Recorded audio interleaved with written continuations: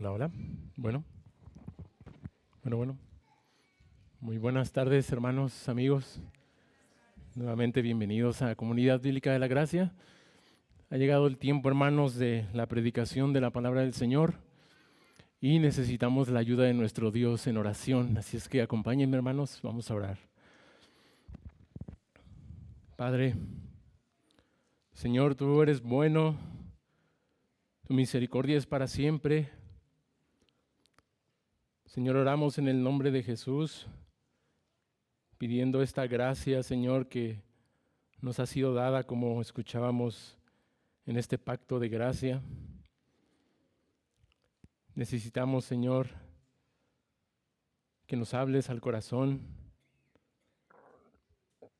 Necesitamos, Señor, que me ayudes a compartir esta palabra con fidelidad, con poder, con verdad.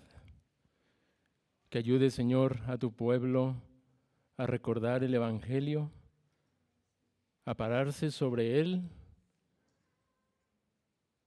y obedecer, Señor, lo que tú nos mandas.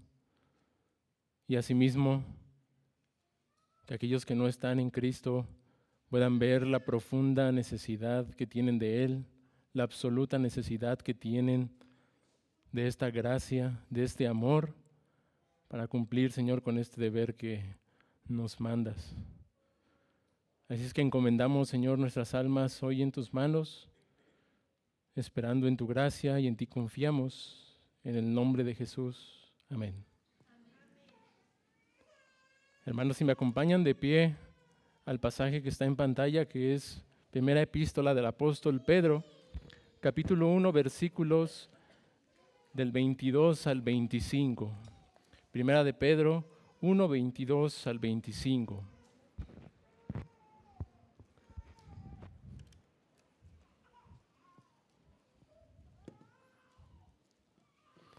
Así dice la palabra de nuestro Dios. Habiendo purificado vuestras almas por la obediencia a la verdad mediante el Espíritu, para el amor fraternal no fingido, amaos unos a otros entrañablemente de corazón puro, siendo renacidos no de simiente corruptible, sino de incorruptible, por la palabra de Dios que vive y permanece para siempre. Porque toda carne es como hierba, y toda la gloria del hombre como flor de la hierba. La hierba se seca y la flor se cae, mas la palabra del Señor permanece para siempre. Y esta es la palabra que por el Evangelio os ha sido anunciada.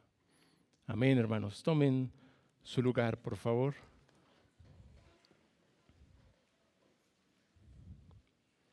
Si nos preguntaran cuál es la marca más básica, más elemental de una persona verdaderamente cristiana, tal vez alguien respondería algún conocimiento bíblico básico, alguien más diría alguna disciplina espiritual o quizá alguna conducta intachable. Pero el apóstol Pedro, mis hermanos, responde de una manera mucho más sencilla. Y esto es el amor sincero entre los hermanos. No porque esta sea una virtud muy avanzada, sino porque es la primera evidencia de una genuina conversión, de una vida transformada por el Evangelio. Hasta aquí, mis hermanos, lo que hemos visto en esta parte práctica de este primer capítulo, desde el versículo 13, hemos visto esta exhortación, estos mandatos que nos da aquí Dios por medio del apóstol Pedro. Y el primero, si lo recuerdan, era esa exhortación a tener esperanza en la segunda venida de nuestro Señor Jesucristo. Asimismo, la segunda exhortación tenía que ver con ser santos, así como Dios es santo. Y la última vez, hermanos, que pude compartir con ustedes, vimos la tercera exhortación o mandato que tenía que ver con el temor reverente a Dios, ¿verdad? Ese temor reverente que nosotros le debemos durante nuestra estancia en esta tierra. Y que dijimos en aquella ocasión que ese temor reverente también podemos resumirlo en el amor que nosotros los creyentes le debemos a nuestro Dios. Así, tenemos ahora, hermanos, la cuarta exhortación. Esta cuarta exhortación que nos hace el apóstol Pedro, que tiene que ver con el amor que nosotros le debemos ahora a nuestros hermanos en la fe. Y hermanos, como veremos, esta exhortación, al igual que las anteriores, tiene su fundamento en la obra que Dios ha hecho a nuestro favor. Como bien dijo el apologista, matemático y filósofo de nombre John Lennox, cuando le preguntaron o cuando le han preguntado acerca de por qué cree en el Dios cristiano y no en algún otro Dios, él responde lo siguiente: el Dios cristiano es único porque no exige que otros mueran por él. Él mismo muere por otros. Hermanos, es muy curioso que un hombre como el hermano Lennox no respondiera primero con alguna probabilidad, con alguna fórmula, ni siquiera con la filosofía, sino que él va directamente a la cruz. Porque la cruz, hermanos, es el corazón mismo del Evangelio, el corazón del cristianismo verdadero. Porque en ella se nos muestra, como veíamos en la meditación, a este Dios de gracia que nos amó, que descendió, que dio su vida por nosotros y que nos rescató por esta obra de redención. Pero hermanos, el amor cristiano, el cristianismo, no solamente es un amor vertical, es decir, de un Dios que desciende y nos muestra ese gran amor y que nos transforma para que ahora nosotros le amemos a Él, sino que también se exige que este amor se extienda a los demás de una forma horizontal y principalmente y primordialmente a los hermanos en la fe, a los cristianos, a los miembros del cuerpo de Cristo. Así, hermanos, esto es lo que el apóstol Pedro quiere que entendamos en el pasaje que acabamos de leer. Que este amor fraternal no es una señal de madurez excepcional, sino que es el ABC del cristianismo. Es la evidencia de que Cristo verdaderamente vive en nosotros. Así, hermanos, el pasaje que hoy vamos a estudiar tiene como título: Ámense con el amor del Evangelio. Porque veremos, hermanos, que este amor al prójimo, especialmente a los hermanos, nace necesariamente del amor de Dios para con nosotros en el Evangelio. Por eso lo he titulado de esa manera. Y vamos a verlo, hermanos, solamente en dos encabezados. A manera de exhortación, el primero: ámense porque son puros, versículo 22. Y el segundo: ámense porque son engendrados de nuevo, versículos del 23 al 25. Comencemos, hermanos, con el primer punto: ámense porque son puros, versículo 22. Habiendo purificado vuestras almas por la obediencia a la verdad, mediante el Espíritu, para el amor fraternal no fingido, amaos unos a otros entrañablemente de corazón puro. En el versículo anterior, hermanos, si recuerdan, el apóstol Pedro nos había hablado acerca de la fe, de la esperanza, y ahora nos va a hablar acerca del amor. Y recordando o trayendo a memoria las palabras del apóstol Pablo, cuando él habla acerca de la fe, la esperanza y el amor, él nos dice: pero el mayor de ellos es el amor.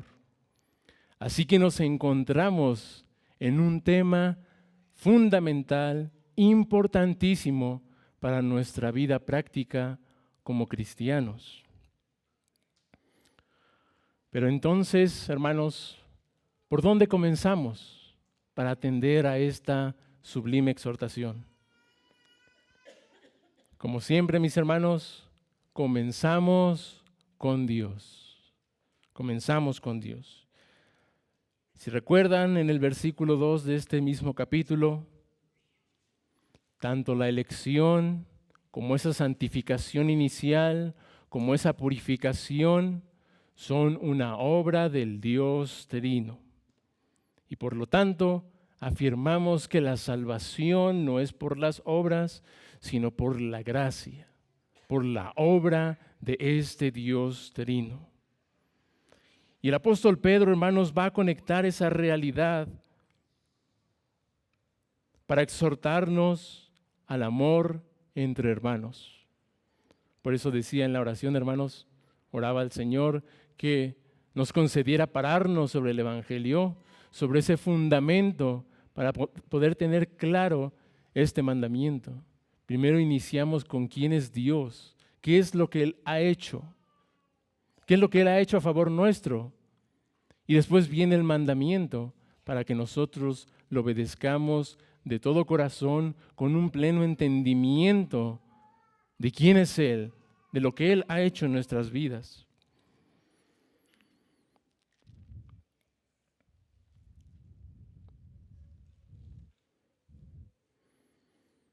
Y hermanos, ¿cuál es el efecto, pues, de haber purificado nuestras almas al obedecer la verdad? Es el amor fraternal no fingido. Esta primera frase que tenemos, habiendo purificado vuestras almas por la obediencia a la verdad, nos indica, hermanos, una acción pasada que tiene efectos en el presente. ¿Cuál es esa acción pasada? Que fuimos purificados al obedecer el Evangelio. ¿Cuál es el resultado? Que ahora nosotros podemos amar fraternalmente, sin fingimiento. Lo que ha provocado esto, hermanos, es nuestra obediencia al Evangelio, que en el versículo 22 le llama la verdad. Y en el versículo 23 también se le llama la palabra de Dios. Y al principio del 25 a este evangelio se le llama la palabra del Señor. Y al final de ese mismo versículo 25 confirma esto cuando dice, y esta es la palabra que por el evangelio les ha sido anunciada. Con estas repeticiones, hermanos, que encontramos en este pasaje, queda claro que el fundamento para nuestra obediencia es el Evangelio, es la palabra de Dios. Recordemos, hermanos, lo que el apóstol nos dijo en el versículo 2, cuando dice, elegidos según la presciencia de Dios Padre, en santificación del Espíritu, y noten esto, para obedecer y ser rociados con la sangre de Jesucristo. Es decir, que los cristianos son elegidos y santificados para obedecer el llamado del Evangelio y ser purificados por el Evangelio. Este Evangelio que habla acerca de la vida, de la muerte, de la resurrección de nuestro Señor Jesucristo. Así que, hermanos, esta es una obra soberana del Dios Trino. El Padre es quien preordena nuestra salvación.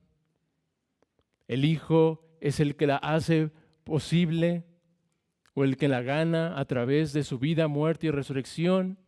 Y el Espíritu Santo es el que la aplica a nuestras vidas. Ahora, hermanos, si volvemos a nuestro pasaje, al versículo 22, pareciera que en primera instancia Lo que nos purifica es en sí mismo nuestra obediencia. Pero ahí dice algo más. Si seguimos leyendo, dice, mediante el Espíritu. Y hermanos, aunque esta frase no aparece en los manuscritos más antiguos, lo de mediante el Espíritu, no obstante, no contradice la enseñanza que viene hablando el apóstol Pedro desde su salutación.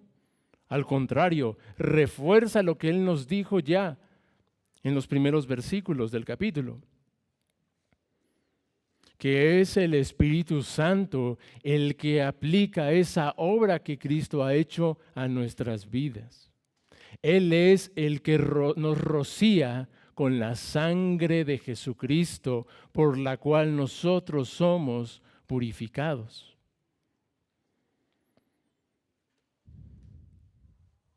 Cuando nosotros obedecemos al Evangelio que nos es predicado, lo que ocurre es que somos purificados. Entramos en ese nuevo pacto. Simbólicamente, la sangre de Jesucristo nos es rociada y somos purificados y somos perdonados. Somos salvados.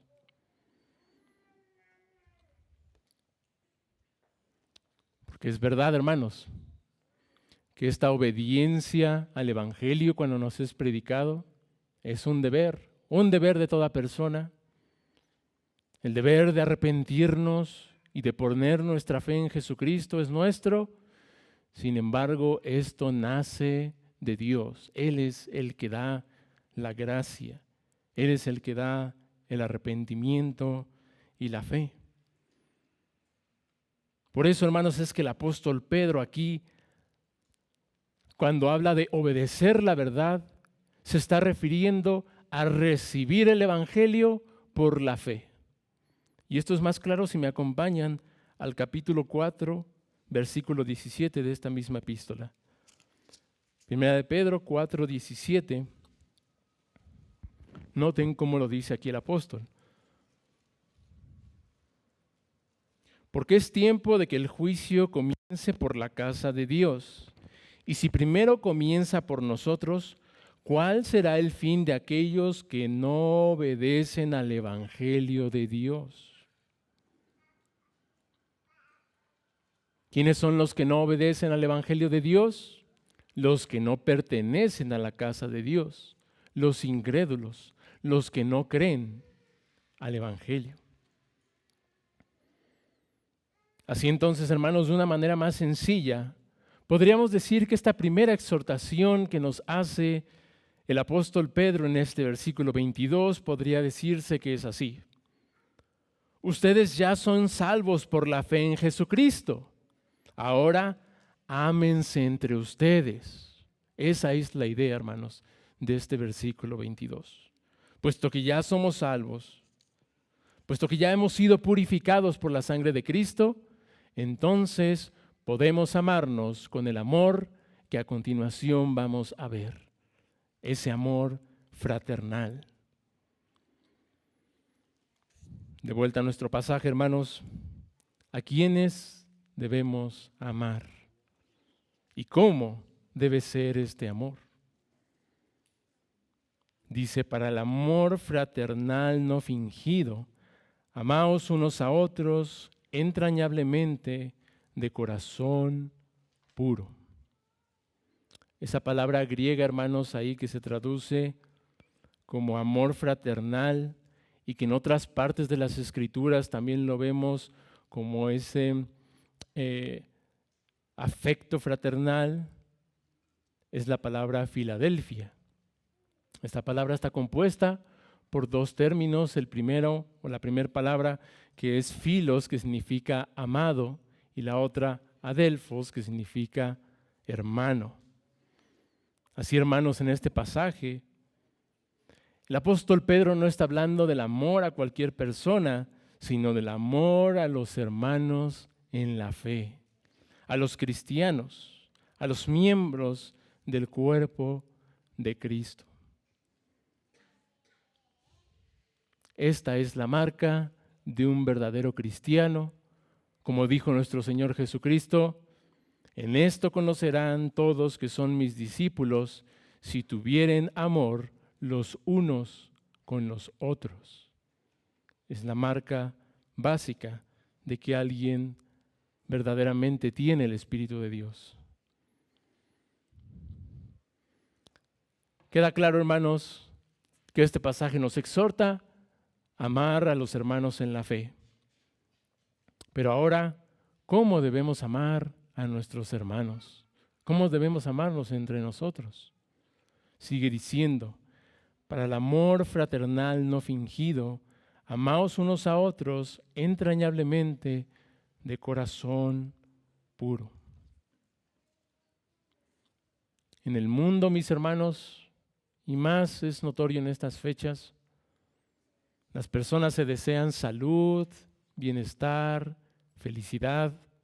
Aún en los trabajos se hacen cenas de fin de año, donde hay abrazos, donde hay intercambio de regalos, donde hay buenos deseos, buenas palabras. Pero hermanos, ¿cuántas de estas palabras de deseos y de muestras de afecto son sinceras? ¿Cuántas de esas palabras que recibimos son intencionales y de todo corazón? Es muy fácil decir o escribir palabras de afecto sin un afecto verdadero. Pero entre los cristianos que hemos sido purificados, esto no debe ser así. Entre nosotros, el amor debe ser sincero, no debe ser un amor hipócrita, no debe ser superficial o temporal, sino como lo expresa aquí el apóstol, no fingido, entrañable y de corazón puro. ¿A qué se refieren, hermanos, estas tres expresiones? No fingido, entrañable y de corazón puro. No fingido, como dije, quiere decir sin hipocresía, no actuado, sincero, real. Y en este sentido, hermanos, el amor fraternal está unido con la verdad, es hermano de la verdad. Ahora, ¿qué quiere decir esto de entrañable? Se refiere a que no es superficial, más bien es un amor intenso, es un amor sacrificial, implica un amor profundo y constante. Y en este sentido, el amor fraternal está unido con la perseverancia, también es hermano de la perseverancia. Y por último, esta expresión de corazón puro se refiere a esos pensamientos o sentimientos, a una motivación interna, no meramente a cuestiones externas, sino de corazón, de todo corazón. Y en esto vemos que el amor fraternal también está unido a la bondad, a esa bondad que veíamos en el estudio de la mañana.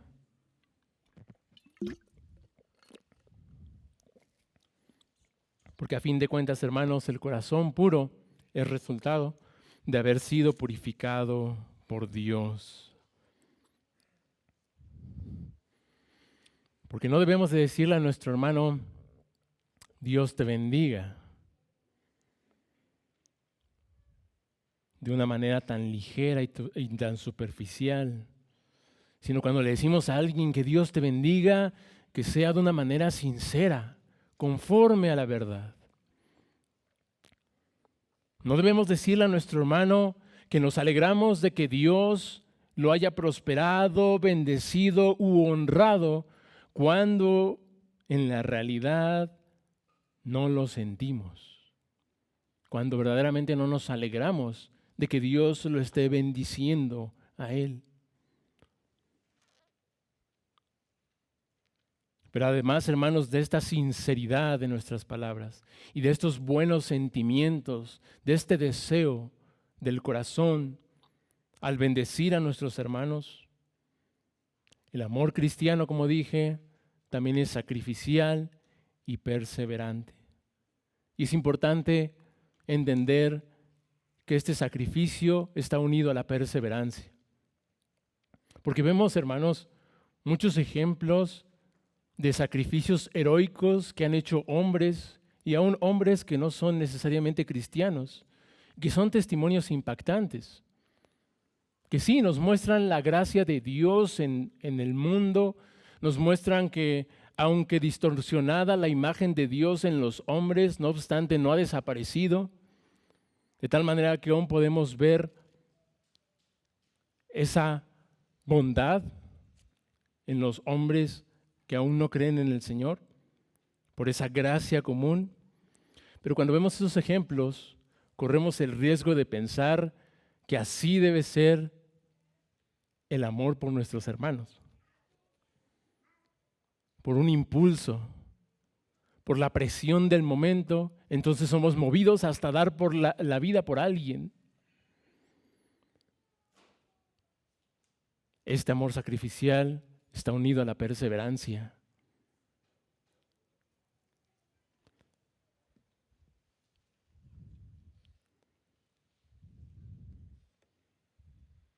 Porque, hermanos, corremos nosotros como creyentes dos peligros al tratar de obedecer este afecto fraternal, este amor fraternal. Por un lado, corremos el peligro de quedarnos en buenos deseos, en buenas intenciones, pero nunca llevarlo a la práctica. Así como advierte el apóstol Juan cuando dice, porque no debemos amar solo de palabra, sino de hecho y en verdad. Pero también corremos el peligro, como dije, de pensar que el amor se trata de un impulso heroico y radical, como advierte el apóstol Pablo cuando dice, y si repartiere todos mis bienes para dar de comer a los pobres, y si entregara mi cuerpo para ser quemado, y no tengo amor, de nada me sirve. ¿Por qué? Porque el amor fraternal es sacrificial, es con perseverancia, es de acuerdo a la verdad, con toda bondad. Corremos este peligro, hermanos. Por eso nos advierte el mismo apóstol Juan en su primera carta, capítulo 3, versículos 16 y 17. En esto hemos conocido el amor, en que Él puso su vida por nosotros. Ahí comienza todo. También nosotros debemos poner nuestra vida por los hermanos. Pero el que tiene bienes de este mundo y ve a su hermano tener necesidad y cierra contra él su corazón, ¿cómo mora el amor de Dios en él?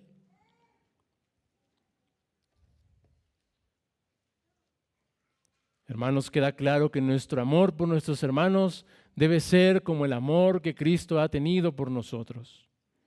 Un amor sacrificial. Un amor que esté dispuesto a ayudarlos todas las veces que tengamos oportunidad. No como un impulso, sino como un ejercicio constante. Como dije, hermanos, hay actos heroicos que cuando los escuchamos nos sorprenden. Por ejemplo, en este año, el atentado que sufrió el presidente Donald Trump, durante ese tiroteo, el ex jefe de los bomberos, Cory Comperator, instintivamente se lanzó sobre su esposa y sobre sus hijas usando su cuerpo como un escudo humano. Esto para protegerlas de las balas. Ese acto salvó a su familia, pero él fue alcanzado por los disparos y murió en el lugar. Eso fue un acto heroico de amor, ¿no? Claro que sí. Pero hermanos, estoy seguro que todos los que estamos aquí lo haríamos por nuestras familias. ¿O qué tal este otro caso? Tras un accidente aéreo en un río congelado, Arlan Williams recibió el salvavidas varias veces y cada vez que lo recibía lo pasaba a otro. Cuando regresaron por él, ya había muerto. este hecho es aún más sorprendente, ¿no? Porque los que sufrieron este accidente de avión, pues no todos eran su familia. Y esto que hizo, pues fue más constante hasta que él perdió la vida.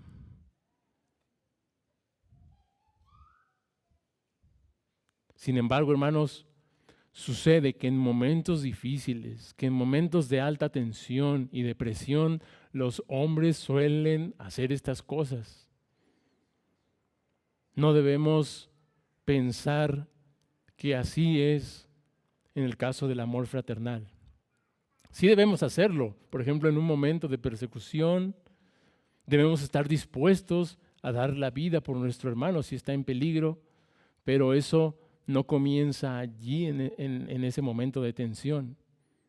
Eso puede ser el resultado de toda una vida de amor sacrificial para con mi hermano en momentos de paz. Los mártires no fueron hombres supervalientes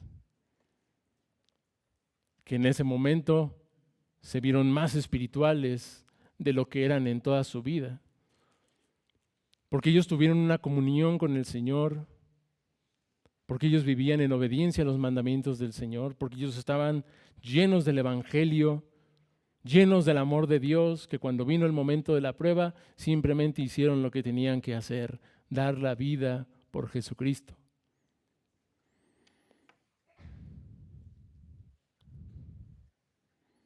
Pues hermanos, lo que debe impulsarnos al amor fraternal no son las circunstancias, no es la presión del momento, sino el Evangelio. Ese bendito Evangelio,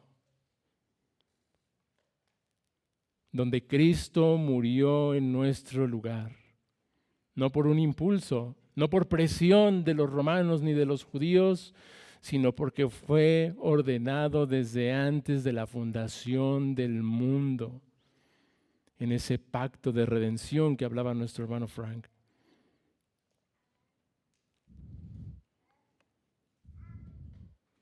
Y este amor de Cristo, aunque se manifestó plenamente en la cruz, no terminó allí, sino que este amor continúa hasta el día de hoy. Continúa en su paciencia, en su gracia, en su misericordia, salvando, perdonando, disciplinando hasta este día. Y por si fuera poco, Jesús no murió por sus familiares, ni siquiera por personas loables, sino por sus enemigos, para hacerlos hijos de Dios.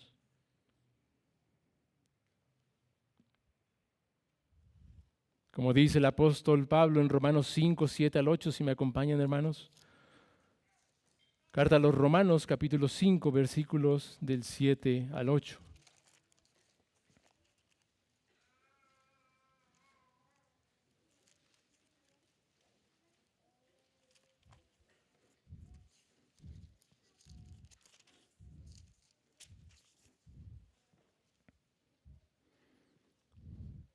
Ciertamente apenas morirá alguno por un justo, con todo, pudiera ser que alguno osara morir por el bueno.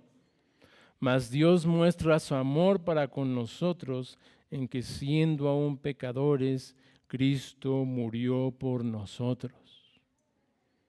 Este es el amor de Cristo en el Evangelio y este es el amor que debemos imitar. Este es el amor fraternal que debemos a nuestros hermanos. No tiene que ver con sus virtudes del hermano o qué tan atractivo es para nosotros. Tiene que ver con el Evangelio, con el amor de Cristo. Este es el amor que debemos imitar como personas salvadas, como personas purificadas por la sangre de Cristo cuando obedecimos el Evangelio, cuando nos fue predicado. Pero además debemos imitarlo porque hemos sido engendrados de nuevo, porque somos nacidos de Dios. Tenemos una nueva naturaleza. Como veremos en el segundo punto que titulé, ámense porque son engendrados de nuevo. Esta es una razón más profunda para el amor fraternal, porque hemos sido engendrados de nuevo, nacidos de nuevo. Dice el versículo 23, siendo renacidos, no de simiente corruptible, sino de incorruptible, por la palabra de Dios que vive y permanece para siempre. Hermanos, hay un famoso dicho, de tal palo, tal astilla. O si queremos vernos más mexicanos, hijo de tigre pintito. ¿A qué se refieren estas expresiones? Se dice esto cuando se habla de que los hijos suelen heredar los rasgos, las habilidades, los comportamientos, el carácter de sus padres. De esta manera se parecen los hijos a los papás, se usan estas expresiones para ello. Y este versículo 23, como decía, nos da esta razón que es más profunda para amar a nuestros hermanos. Y esta razón es porque hemos sido engendrados de nuevo. No solo porque hemos obedecido al Evangelio, sino porque en última instancia hemos nacido de nuevo. Siendo renacidos, se puede entender mejor, hermanos, como siendo engendrados. Y esto de engendrados porque tiene una estrecha relación con el Padre. El Padre natural, es el que engendra, es el que tiene la semilla. Por eso aquí este lenguaje que utiliza Pedro también es en este sentido. Cuando dice, siendo renacidos, no de semilla o no de simiente corruptible, sino incorruptible. Esta semilla del Padre, esta semilla incorruptible del Padre, por la cual Él engendra hijos, es su palabra. Y como hemos hablado, es el Evangelio.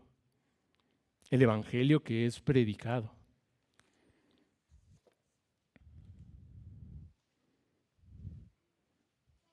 Este renacer, este engendramiento de nuevo, también es conocido, hermanos, como esa regeneración.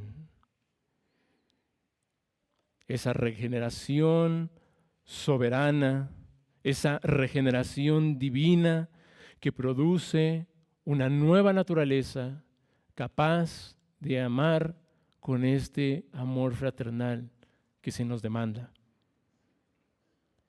Sin regeneración no puede haber cristianismo verdadero. No puede haber un cristiano verdadero. Y este versículo 23, hermanos, va a eliminar toda noción de que nosotros podemos obedecer los mandamientos de Dios solamente por un acto moralista. No, sino que antes tiene que haber una obra soberana de Dios al regenerar, al hacer nacer de nuevo a una persona para que entonces pueda amar como Dios demanda. Solo es posible por la obra soberana de Dios en la vida del creyente. Porque, hermanos, como hemos visto, hasta los incrédulos pueden dar su vida por otra persona. Es muy fácil dar la vida en un instante. Pero no es tan fácil dar la vida con un amor fraternal, no fingido, entrañablemente y de corazón puro. Eso solo es posible por el Espíritu de Dios. Eso solo es posible cuando hemos sido salvados. Es necesario nacer de nuevo, no de Adán, sino de Cristo. Porque la semilla de Adán es corruptible, muere. Pero la de Cristo, por su palabra, por el Evangelio, no se corrompe, sino que es eterna, da vida y es para siempre. La palabra de Dios, hermanos, es el medio por el cual nosotros nacemos de nuevo. Y se hace un contraste, si pueden ver, hermanos, en el pasaje, entre esa semilla humana corruptible y entre la semilla de Dios que es incorruptible. El apóstol Pedro, hermanos, va a exaltar en esta parte la palabra de Dios. Le va a dar la preeminencia que tiene. La palabra de Dios tiene tal poder para resucitar a los muertos. Tiene tal poder para hacer que nosotros amemos a nuestros hermanos en la fe, aunque ellos no sean muy atractivos a nuestra vista. En ocasiones, hermanos, los católicos romanos suelen acusarnos de ser bibliólatras porque le damos la preeminencia a la palabra de Dios. ¿Pero no acaso la palabra de Dios tiene tal preeminencia? ¿Acaso podemos separar a Dios de su palabra? Si yo ofendo a mi hermano, ¿puedo excusarme diciendo, no fui yo, fue las palabras que salieron de mi boca?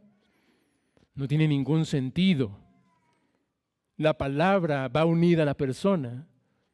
Por eso, la palabra de Dios tiene tal preeminencia, tiene tal poder, que es el medio, que es el instrumento que Dios usa para salvar personas, para resucitar a los muertos, para hacer que los cristianos amemos con este amor fraternal.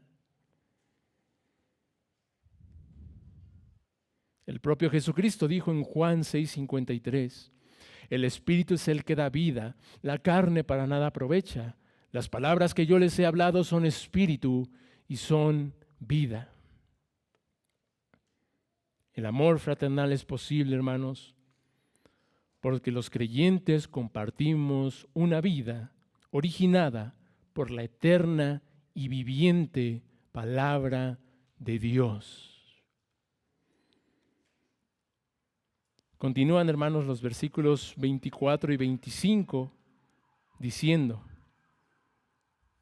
porque toda carne es como hierba y toda la gloria del hombre como flor de la hierba.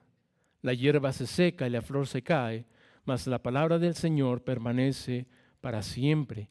Y esta es la palabra que por el Evangelio os ha sido anunciada.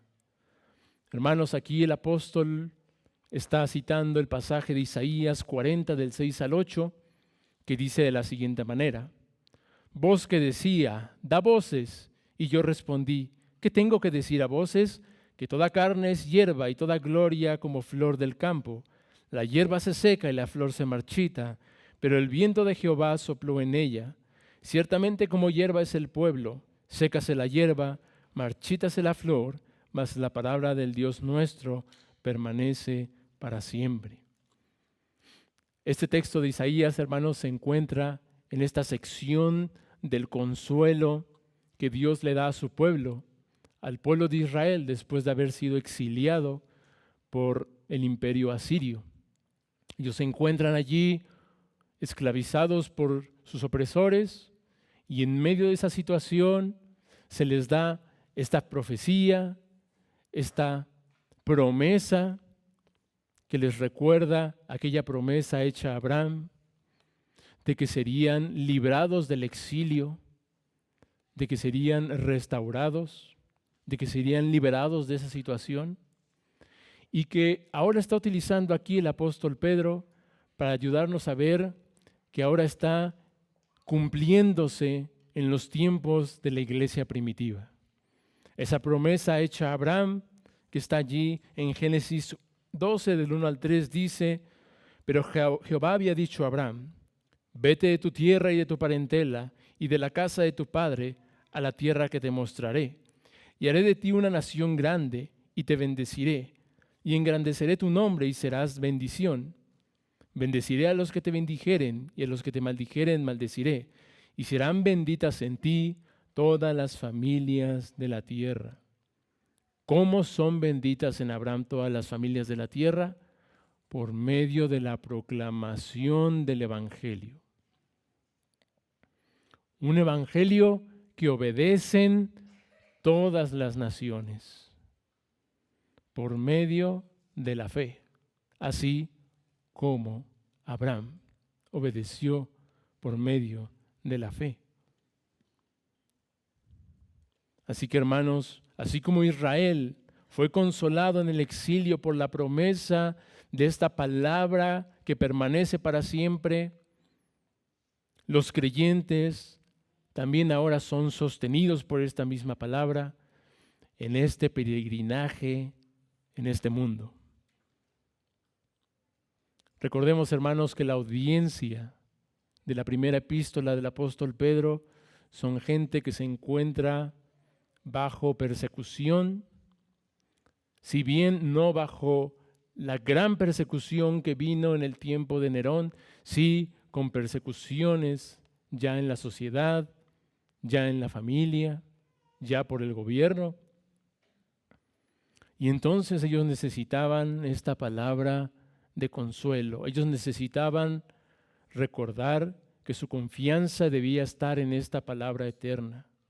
Y no debían de temer a sus perseguidores, porque como dice el texto, ellos son solamente hierba que crece y que se seca. Y la gloria de esos que los persiguen, que hoy se ven tan fuertes, que hoy son ricos, que hoy son poderosos, que parece que están ganando, será como la flor de la hierba que se marchita y se cae. Como dice Isaías, por el soplo de Jehová, por la palabra del Señor que viene en juicio. Esa palabra que para unos da vida, para otros es para muerte. Vida para aquellos que creen, que obedecen al Evangelio por la fe, para que puedan amar a sus hermanos. Pero muerte para aquellos que no obedecen, sino que son rebeldes al Evangelio. Aquí tenemos también, hermanos, ese doble filo de la espada del Evangelio. Lo que ocurre cada vez que predicamos el Evangelio. Ocurre juicio, salvación para los que creen, condenación para los que no creen.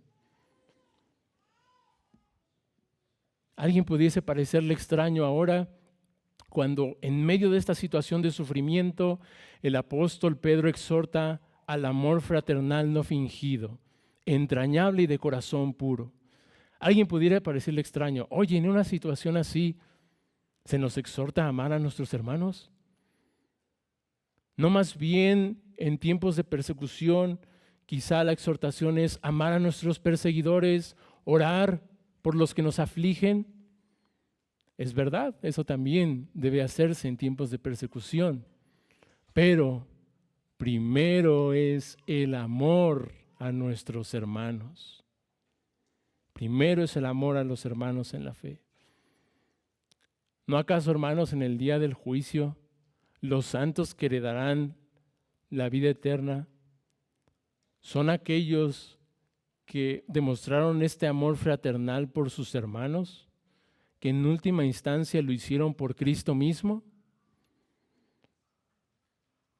No habla Jesucristo acerca de que lo hicieron por otras personas, sino por los hermanos en la fe. Porque en tiempos de persecución es donde este amor se pone aún más en práctica. Se intensifica esta práctica. En tiempos de persecución, muchos son encarcelados por causa de su fe, otros son despojados de sus pertenencias, de sus hogares, son exiliados.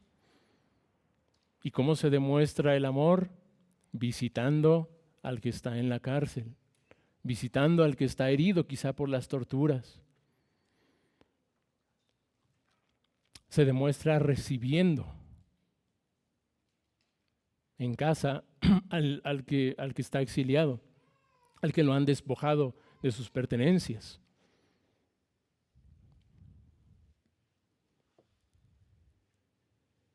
Ahí es, hermanos, donde este amor debe pasar de la teoría a la práctica.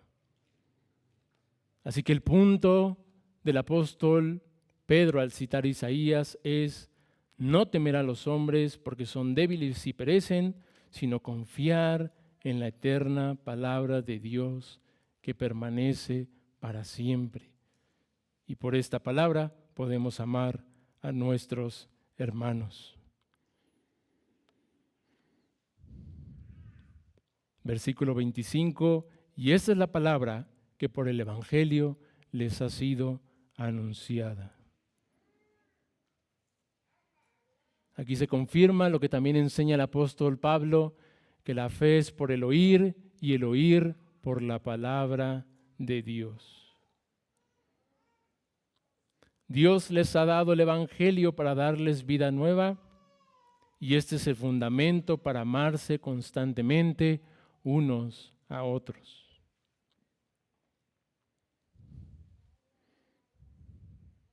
Porque, hermanos, como es la naturaleza de la semilla, así es la naturaleza de los hijos que engendra este amor fraternal.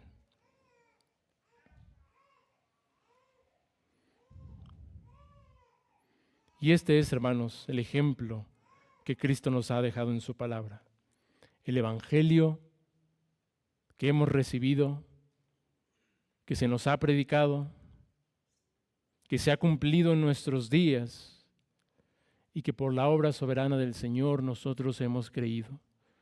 Qué privilegio tenemos de ver el cumplimiento de esta promesa hecha a Abraham, de cumplida parcialmente con el pueblo de Israel cuando fue liberado, pero cumplida plenamente en el nuevo pacto, en el pacto de gracia manifestado, consumado, ahora en nuestros días cuando escuchamos el Evangelio, cuando escuchamos la palabra que nos dio vida. Terminemos, hermanos, con unas aplicaciones.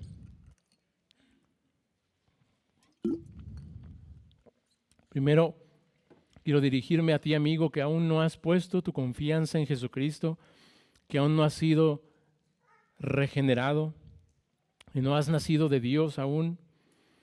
Nota que el versículo 22 no dice, ámense unos a otros para que sean puros, sino al revés, porque son puros, ahora pueden amarse. Porque el texto no habla de una autopurificación moralista, sino que nos habla del resultado de una conversión. Porque el Evangelio no solo te reconcilia con Dios, sino que también hace que tú puedas amar a otros que también han sido reconciliados con Dios. Nota lo que dice el hermano Martin Lloyd Jones, y lo cito. El Nuevo Testamento no nos exhorta a hacer cosas, tampoco nos dice solo que obedezcamos las normas. En lugar de eso, lo que el Nuevo Testamento hace es preguntarnos, ¿estás seguro de que el amor de Dios permanece en ti? O en forma de exhortación dice, asegúrate de que el amor de Dios está en ti. Y la forma de saber o no si el amor de Dios está en ti es si amas a tu prójimo. Pero amigo, el llamado para ti no es que ames a tus hermanos en la fe, porque ellos no son tus hermanos en la fe si tú no estás en Cristo, si no has sido nacido de nuevo. Y además no puedes hacerlo porque no has sido engendrado de Dios, no tienes la semilla de Dios en ti. Por eso es necesario que primero atiendas al llamado del Evangelio, obedeciendo el mandamiento de arrepentirte y poner toda tu confianza en Jesucristo. Es necesario que primero recibas el amor de Dios para que entonces puedas tú amar a los demás.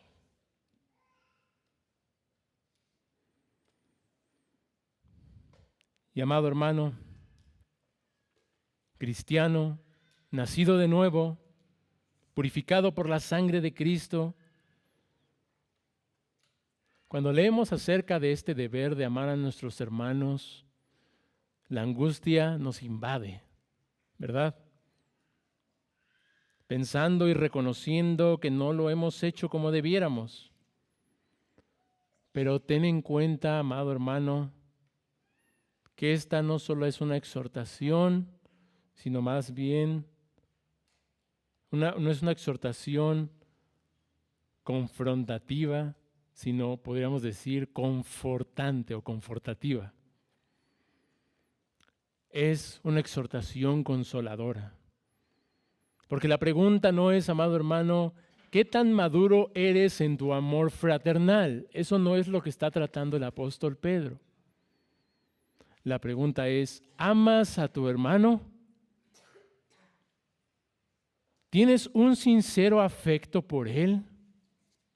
¿Estarías dispuesto a ayudarlo cada vez que lo necesite? Cuando él sufre, ¿te duele? Cuando él se goza, ¿te alegra eso? ¿Puedes reconocer que aunque pequeñas, honestamente estas virtudes están en ti? No que estén muy maduras, sino viendo la semilla de esto en tu corazón, ¿puedes verlo?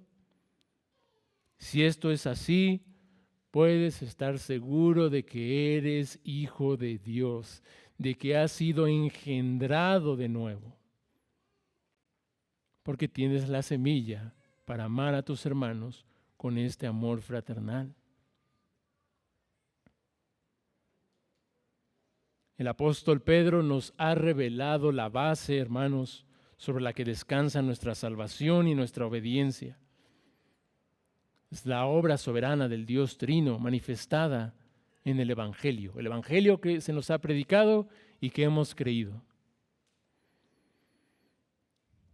Ahora bien, alguien al hacer este autoexamen, siendo honesto delante de Dios y siendo honesto consigo mismo, también puede llegar a decir,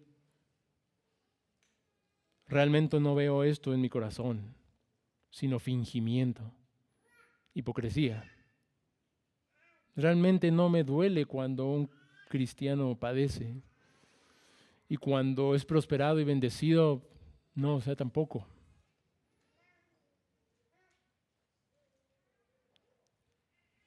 Es muy probable que la semilla del Evangelio no esté en ti. Así que detente por un momento en esta vida religiosa y comienza por arrepentirte y poner toda tu confianza en Jesucristo para que puedas recibir este amor y dar este amor a los demás. Nosotros sabemos que hemos pasado de muerte a vida en que amamos a los hermanos. El que no ama a su hermano permanece en muerte, dijo el apóstol Juan. Y por último, mis hermanos, para cerrar, quiero dirigirme a aquellos que pudieran estar engañados y pensar que esta clase de amor está en ellos cuando por sus hechos lo niegan. Una de las formas más claras de darte cuenta si tienes este afecto fraternal o no es si verdaderamente has creído el Evangelio que habla de este amor sincero, bondadoso, sacrificial y perseverante. Dirás, ¿cómo me doy cuenta de que he creído este Evangelio, que es así? De una forma muy sencilla y utilizando un ejemplo, cuando un hermano te ofende en la iglesia, ¿estás dispuesto a perdonarlo? No digo si tienes luchas en tu corazón con eso, todos luchamos con el pecado. Más bien, ¿genuinamente deseas la paz con él o no? ¿Quieres perdonarlo y te esfuerzas sacrificialmente para ello? reconociendo que Cristo te perdonó a ti antes. Te perdonó ofensas que eran peores que cualquiera que te pueda hacer alguien a ti. Y sin embargo, te perdonó si es que estás en Cristo. Porque el amor fraternal, como dije, no mira a las virtudes y a los defectos de la persona, del hermano, sino a su valor como hijo de Dios. Cito nuevamente al hermano Lloyd Jones. Una parte esencial del amor es que se esfuerza en hacerlo. El amor supera obstáculos y excusas, va más allá de lo que no le gusta y lo minimiza para ver a la persona que está detrás. Si esto no fuera así, sería imposible que Dios amara al pecador. Imitemos el amor de Dios al perdonar a nuestros hermanos. Pero si tú reconoces que has abrazado esta falta de perdón para con tu hermano, es momento que te arrepientas de una vez. No hay que prolongarlo. No hay que provocar el juicio de Dios sobre nosotros. Pero si tú abrazas el pecado y no pasa nada, estás como si nada. Es una evidencia muy clara de que tú no has nacido de nuevo. Pero si tú abrazas el pecado y verdaderamente eres hijo de Dios, entonces tú debieses estar bajo la disciplina de Dios. Porque Dios ama al que disciplina, corrige, a todo aquel que recibe como su hijo. Dios no deja que sus hijos abracen el pecado y estén como si nada en él. No, los incomoda. Si tú verdaderamente estás bajo la disciplina de Dios, entonces no estás en paz, sino que vives en una angustia constante, en un sufrimiento constante. Eso te consume a tal punto que lo único que deseas es el arrepentimiento genuino, el arrepentimiento verdadero. Lee el Salmo 51. David no estaba simplemente dejando sus deberes religiosos, parando de servir en la iglesia. Él no estaba simplemente haciendo eso. Él estaba consumiéndose de dolor por su pecado. El Espíritu Santo lo estaba convenciendo de pecado, de tal manera que lo llevó al arrepentimiento y fue restaurado. Ese es el amor de Dios en una persona, que aunque haya pecado gravemente, el Espíritu no lo deja allí, sino que lo redarguye y lo vuelve a levantar, lo vuelve a restaurar. Oremos, hermanos. Padre amado, Dios de amor, tú has mostrado tu amor para con nosotros en que siendo aún pecadores, Cristo murió por nosotros. Te damos gracias, Señor.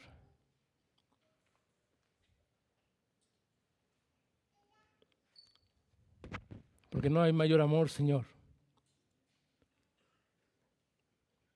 que el que tú hayas puesto tu vida por tus amigos. Oh Señor, ayúdanos, aféctanos con el Evangelio. Danos amor por el Evangelio, amor por ti, Señor. Ayúdanos a profundizar en él, porque ahí está la manera de amar a nuestros hermanos, la manera de crecer en este amor, de tener esta seguridad de salvación, de poder tener consuelo en medio del sufrimiento. Danos de tu gracia, Señor, porque somos débiles. Y al mismo tiempo, gracias por el consuelo de saber que estamos en Cristo. No por nosotros, sino por esa obra preciosa que Él ha efectuado en la cruz. Ten misericordia, Padre, de las almas que aún no están en ti. Atráelos a ti por tu evangelio, no por el hombre que habla, ni por los que llevan el evangelio, sino por ese bendito mensaje que es poder de Dios para salvación a todo aquel que cree. Glorifícate, Señor, exáltate por medio del poder del Evangelio al traer a las naciones y cumplir tu promesa de que todos doblarían su rodilla ante ti y confesarían que Cristo es el Señor para tu gloria. Te lo pedimos en su nombre, en el nombre de tu Hijo amado. Amén.